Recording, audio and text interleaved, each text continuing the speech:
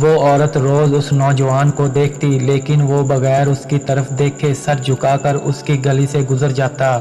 دیکھنے میں وہ کسی مدرسے کا طالب علم لگتا تھا، لیکن اتنا خوبصورت تھا کہ وہ دیکھتے ہی اسے اپنا دل دے بیٹھی، اور اب چاہتی تھی کہ وہ کسی طرح اس پر نظر التفات ڈالے، لیکن وہ اپنی مستی میں مگن سر جھکائے زیر لب کچھ پڑھتا ہوا روزانہ ایک مخصوص وقت پر وہاں سے گزرتا، اور کبھی آنکھ اٹھا کر بھی نہ دیکھتا۔ اس عورت کو اب ضد سی ہو گئی تھی۔ وہ حیران تھی کہ کوئی ایسا نوجوان بھی ہو سکتا ہے جو اس کی طرف نہ دیکھے، اور اسے ایسا سوچنے کا حق بھی تھا۔ وہ اپنے علاقے کی سب سے امیر اور خوبصورت عورت تھی، خوبصورت اتنی کہ جب وہ باہر نکلتی تو لوگ اسے بے اختیار دیکھنے پر مجبور ہو جاتے۔ اسے حیرت تھی کہ جس کی خوبصورتی کو دیکھنے کے لیے لوگ ترستے ہیں، وہ خود کسی کو پسند کرے اور وہ مائل نہ ہو، اس کی طرف دیکھنا گوارا نہ کرے۔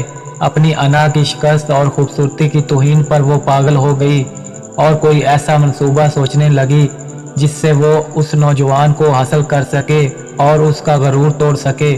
آخرکار شیطان نے اسے ایک ایسا طریقہ سجا دیا جس میں پھنس کر وہ نوجوان اس کی بات مانے بنا رہ نہیں سکتا تھا۔ اگلے دن جب وہ نوجوان اس کی گلی سے گزر رہا تھا تو ایک عورت اس کے قریب آئی اور کہنے لگی، بیٹا، میری مالکن تمہیں بلا رہی ہے۔ نوجوان نے کہا، اماں جی، آپ کی مالکن کو مجھ سے کیا کام ہے؟ اس عورت نے کہا، بیٹا، اس نے تم سے کوئی مسئلہ پوچھنا ہے، وہ مجبور ہے، خود باہر نہیں آ سکتی۔ نوجوان اس عورت کے ساتھ چلا گیا۔ اس کے وہم و گمان میں بھی نہ تھا کہ جو عورت اسے بلا رہی ہے اس کا منصوبہ کیا ہے، وہ کیا چاہتی ہے۔ وہ اپنی فطرتی سادہ دلی کی وجہ سے اس کی مدد کرنے کے لیے اس کے گھر آ گیا۔ اس کے ذہن میں نہ تھا شاید کوئی بڑھیا عورت ہے جو اپنی کسی معذوری کی وجہ سے باہر آنے سے قاصر ہے۔ نوکرانی نے اسے ایک کمرے میں بٹھایا اور انتظار کرنے کا کہہ کر چلی گئی۔ تھوڑی دیر کے بعد کمرے میں وہی عورت داخل ہوئی۔ نوجوان نے بے اختیار اپنی نظریں جھکا لی کیونکہ اندر آنے والی عورت بہت خوبصورت تھی۔ نوجوان نے پوچھا، جی بی بی، آپ کو کون سا مسئلہ پوچھنا ہے؟ عورت کے چہرے پر ایک شیطانی مسکراہٹ آ گئی۔ اس نے اپنے دل کا حال کھول کر رکھ دیا اور کہا کہ میری سب سے بڑی خواہش ہے کہ میں ایک دفعہ تمہیں حاصل کر لوں۔ نوجوان یہ بات سن کر کانپ گیا اور کہنے لگا، اللہ کی بندی، اللہ سے ڈرو، کیوں گناہ کی طرف مائل ہو رہی ہو؟ اس نے عورت کو بہت سمجھایا، لیکن عورت پر تو شیطان سوار تھا۔ اس نے کہا کہ یا تو تم میری خواہش پوری کرو گے یا پھر میں شور مچاؤں گی کہ تم زبردستی میرے گھر میں داخل ہوئے اور میری عزت پر حملہ کیا۔ نوجوان یہ بات سن کر بہت پریشان ہوا۔ اسے اپنی عزت کسی بھی طرح محفوظ نظر نہیں آ رہی تھی۔ اس کی بات مانتا تو گناہ گار ہوتا، نہ مانتا تو لوگوں کی نظروں میں برا بنتا۔ وہ علاقہ جہاں لوگ اس کی شرافت کی مثالیں دیا کرتے تھے، وہاں پر اسی قسم کا الزام لگ جائے یا اسے گوارا نہ تھا۔ وہ عجیب مصیبت میں پھنس گیا تھا۔ دلی ہی دلی میں وہ اپنے اللہ کی طرف متوجہ ہوا اور اللہ سے مدد چاہی تو اس کے ذہن میں ایک ترکیب آئی۔ اس نے عورت سے کہا کہ ٹھیک ہے، میں تمہاری خواہش پوری کرنے کے لیے تیار ہوں، لیکن پہلے مجھے بیت الخلاء جانے کی حاجت ہے۔ عورت نے اسے بیت الخلاء کا بتا دیا۔ اس نوجوان نے اندر جا کر ڈھیر ساری غلاظت اپنے جسم پر مل لی اور باہر آ گیا۔ عورت اسے دیکھتے ہی چلا اٹھی، یہ تم نے کیا کیا؟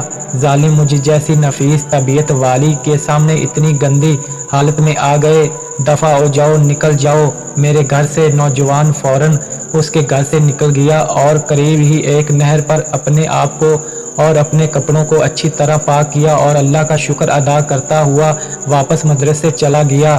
نماز کے بعد جب وہ سبق میں بیٹھا تو تھوڑی دیر کے بعد استاد نے کہا کہ آج تو بہت پیاری خوشبو آ رہی ہے، کس طالب علم نے خوشبو لگائی ہے؟ وہ نوجوان سمجھ گیا کہ اس کے جسم سے ابھی بدبو گئی نہیں اور استاد جی طنز کر رہے ہیں۔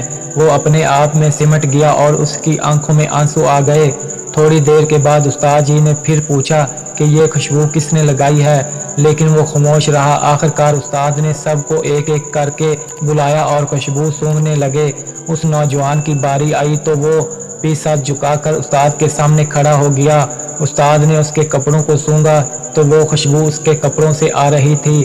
استاد نے کہا کہ تم بتاؤ کیوں نہیں آ رہے تھے کہ یہ خوشبو تم نے لگائی ہے۔ نوجوان رو پڑا اور کہنے لگا، استاد جی اب اور شرمندہ نہ کریں، مجھے پتا ہے کہ میرے کپڑوں سے بدبو آ رہی ہے، لیکن میں مجبور تھا۔ اور اس نے سارا واقعہ استاد کو سنایا۔ استاد نے کہا کہ میں تمہارا مذاق نہیں اڑا رہا، خدا کی قسم تمہارے کپڑوں سے واقعہ ہی ایسی خوشبو آ رہی ہے جو میں نے آج سے پہلے کبھی بھی نہیں سونگھی، اور یقیناً یہ اللہ تعالیٰ کی طرف سے ہے کہ تم نے اپنے آپ کو گناہ سے بچانے کے لیے اپنے آپ کو گندگی لگانا پسند کر لیا، لیکن اللہ تعالیٰ نے اس گندگی کو ایک ایسی خوشبو کو بدل دیا ہے جو کہ اس دنیا کی لگتی ہی نہیں ہے، یہ جنت کی خوشبو لگتی ہے۔